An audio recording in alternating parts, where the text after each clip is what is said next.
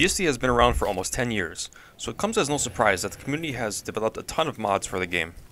Lots of them radically change DST, while others simply improve upon the vanilla experience.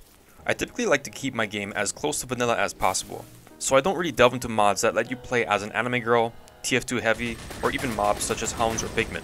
Of the mods that I consider vanilla, there are some pretty useful ones.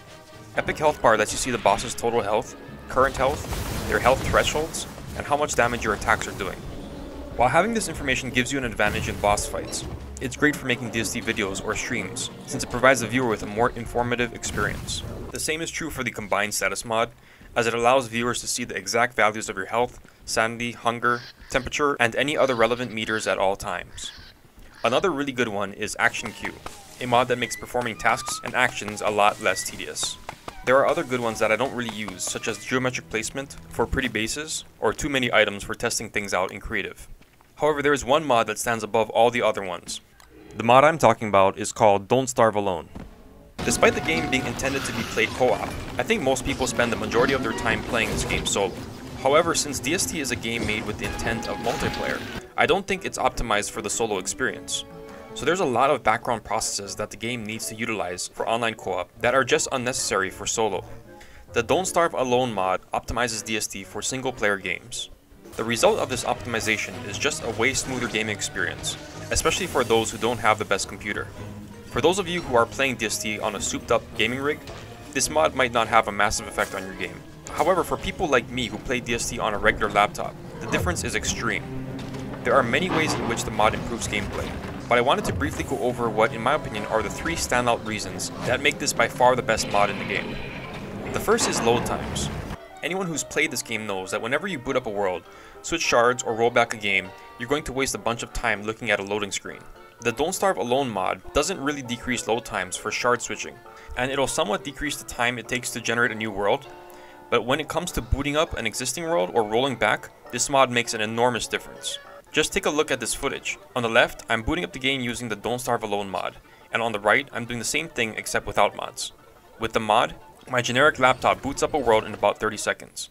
However, on the right, it takes over a minute and a half for the world to start. It's the same with rolling back. On the left, I'm rolling back with the Don't Starve Alone mod, and on the right, I'm doing the same modless. The DS Alone mod lets me roll back in about 25 seconds, while it takes my computer over a minute and a half to roll back when playing without the mod. So if you're on a generic laptop like me, by simply installing this mod, you'll cut down your loading times by about 70%, which is insane. The next reason you want to get Don't Starve Alone is because it's going to basically eliminate input lag for your game. As you progress through DST, fighting enemies will become a larger part of your playstyle. Especially when fighting bosses, you need to learn how to be able to kite, else you're going to end up losing a lot of armor and healing to make up for mistakes. One of the things that might discourage newer players from doing that is the fact that, again, depending on what kind of rig you're using, input lag can mess with fights. Even when you're in single player and hosting your own game, sometimes you hold down the attack button, and your character just stands there for a second before deciding to move towards the enemy and attack. Not only can this mess your kiting up, because a lot of it has to do with timing and number of hits, but it also makes the game frustrating because you don't feel like you're really in control of your character. It's not just kiting enemies. When you're in the middle of a boss fight like Fuel Weaver, and every second counts, it's frustrating when you're holding down the attack button while your character just stands there for a good second before starting to attack the object right next to it. The DS Alone mod optimizes the game to the point that this issue is non-existent. After playing several games with the mod, I never run into this issue. When I tell my character to attack, they actually attack. I don't have to worry about them spacing out or things like snow or number of mobs affecting my game response time, because the mod just optimizes the lag out. So if you're finding it difficult to kite and fight enemies in the game, I'd recommend installing this mod, especially if you're using a generic laptop, because all those times you're getting hit by stuff might not be entirely a skill issue. The last reason I think the Don't Starve Alone mod is the best is that it really improves your ability to animation cancel. Animation cancelling is the art of increasing your character's attack speed by cancelling the attack animation before it completes. This is usually done by either equipping or unequipping an item after the attack lands, or pressing one of the movement keys. It's not really something beginners need to worry about. Usually the only people who learn it are the ones who would fall under the S tier category in my player tier list video. Anyways, if you don't know about animation cancelling, I'd recommend watching Jazzy's video on it. Animation cancelling does require some skill, but it also requires you to have really low ping. This is why it's basically impossible to do it if you're playing on a server with high ping and you have lag compensation turned off. You can sort of do it with high ping if you turn on predictive lag compensation and use the movement keys, However, even this method is still somewhat affected by ping, and you're going to have a really tough time kiting under those conditions. Even if you're hosting the game locally, animation cancelling is affected by your computer's performance, which is why it usually gets harder or less consistent when there's more things happening on your screen. Because of this, people who are new to animation cancelling might get discouraged because they try it out and can't seem to get the timing right, which ends up with them missing a bunch of attacks, resulting in a lower DPS had they simply held down the attack button. Just like the point about fighting and kiting, this may not be entirely a skill issue. The Don't Starve Alone mod makes animation cancelling way easier, since it optimizes the game to the point where it's like you're always playing the game on a high performance computer. I've been animation cancelling for quite a while, but as soon as I started using the Don't Starve Alone mod, I experienced an enormous difference. Before, I would have to slow down or speed up the rate at which I animation cancelled, because sometimes I'd miss a bunch of hits if my computer's performance was too low.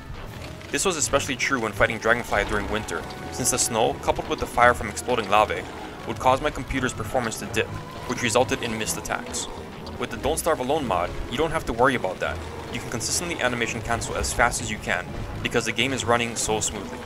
So if you want to learn how to animation cancel, or have tried it before but gave up on it because it's too hard, I'd highly recommend using this mod since it'll get rid of computer performance issues that may have been holding you back. So those are the 3 reasons why I think the Don't Starve Alone mod is easily the best mod in the game.